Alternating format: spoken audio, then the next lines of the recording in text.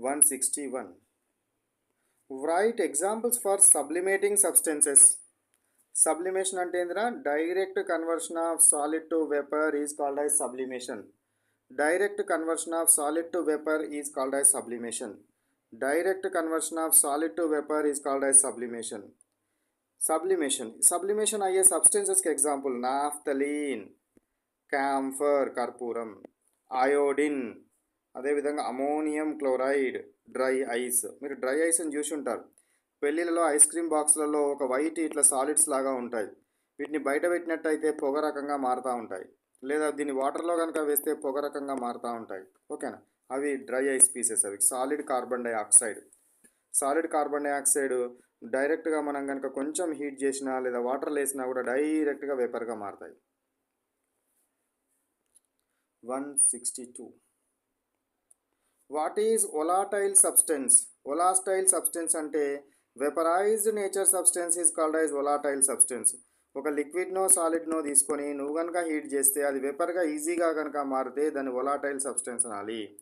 ఈ లిక్విడ్ని చాలా ఎక్కువ టెంపరేచర్కి హీట్ చేస్తే మాత్రమే వేపర్గా మారితే దాన్ని నాన్ వొలాటైల్ అనాలి. ఈజీగా ఎవాపరేషన్ కనుక అయితే దాన్ని ఏమనాలి? వొలాటైల్ అనాలి. ఈజీగా ఎవాపరేషన్ అయితే వొలాటైల్ అనాలి.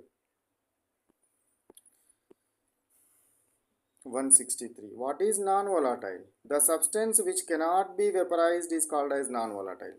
ఏదైనా ఒక సబ్స్టెన్స్ కనుక ఉన్నట్టయితే నువ్వు దీన్ని ఎంత హీట్ చేసినా ఇది వేపర్గా మారకపోతే నాన్ వొలాటైల్ అంటారు. లేదా ఎక్కువ టెంపరేచర్కి హీట్ చేసినప్పుడు వేపర్గా మారినా కూడా నాన్ వొలాటైల్ అనాలనే విషయాన్ని గుర్తుంచుకోవాలి. నాన్ వొలాటైల్. హై టెంపరేచర్స్కి హీట్ చేస్తే మాత్రమే వేపర్గా మారితే వొలాటైల్. ఈజీగా వేపర్గా మారితే వొలాటైల్. హై టెంపరేచర్కి హీట్ చేసినప్పుడు మాత్రమే వేపర్గా మారితే non వొలాటైల్. 164. What is gas? The substance which can exist in gaseous state at room temperature is called as gas. Already repeated question. Write examples for gases. Repeated.